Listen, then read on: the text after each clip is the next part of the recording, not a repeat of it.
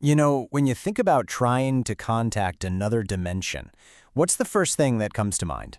Probably technology, right? Better radios, fancy equipment. But what if the real problem, the biggest hurdle, isn't the gear at all?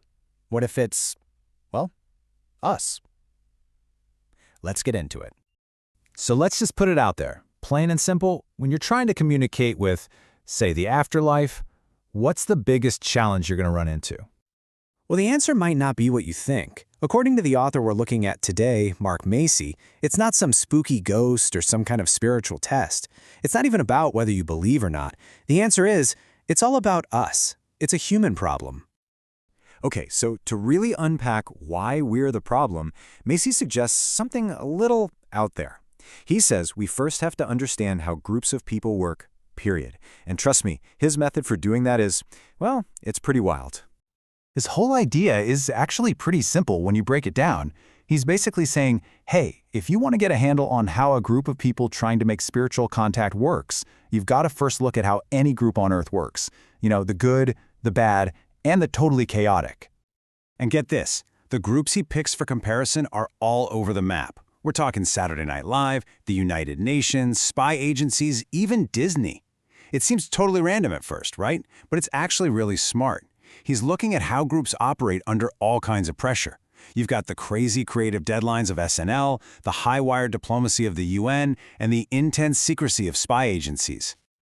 Now, obviously, to compare a comedy show to a spiritual circle, you need some kind of system, right? Otherwise, it's just chaos. So Macy came up with a really clear framework to analyze any group, no matter what they're doing. And here's his framework. It's a 4-point system. First, what's their mission, their motivation? Second, who's in charge, who's running the show? Third, how do they get funding and support? And fourth, and this is the big one for us today, what about the egos and personalities? That's the one you really want to pay attention to. It's going to be super important.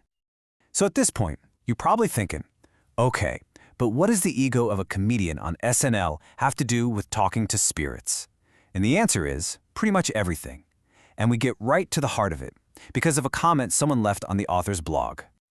This commenter asked a super logical question. They said, look, if working in a group is so difficult and messy, why not just do it yourself? Just cut out all the drama and try to make contact on your own. And boom, that's the million-dollar question, because the author's answer is where it all connects. He explains that this whole conversation about group dynamics, it isn't just some academic exercise. For this kind of work, getting the human side of things right isn't just a nice-to-have, it's literally the whole ballgame. Okay, quick sidebar, just so we're all on the same page. The author's field is called Instrumental Transcommunication, or ITC for short. Basically, it's using regular electronic gear, like radios, computers, that kind of thing, to try and communicate with entities in other dimensions. So here's the kicker. According to the messages Macy and his team were getting, the beings on the other side, they called them gatekeepers, laid down a rule, a non-negotiable one.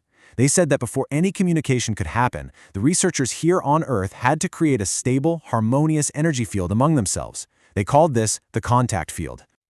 And that right there is the whole problem. This is the human obstacle. You can have the best technology in the world, the purest intentions, but if the people can't get along, if that human element breaks down, it's all for nothing. And this lays it out perfectly. On one side, you have a stable field. That's when you have harmony, everyone's on the same page, and you get clear contact, a strong signal. But on the other side, an unstable field, one full of conflict and egos clashing, well, that gets you a weak connection. Or even worse, it can let in some negative interference. And this is the key instruction, supposedly coming straight from one of the spirit communicators they called the technician. The message was crystal clear. It's not about the gear, it's about the people using the gear and whether their minds are in sync. And the price for getting this wrong? It's huge. The author talks about how when his own group started having conflicts, their contact field fell apart. It became unstable. And that instability apparently opened the door for what he calls negative spirits to get in. And in the end, the entire link, the whole bridge they had built, just collapsed.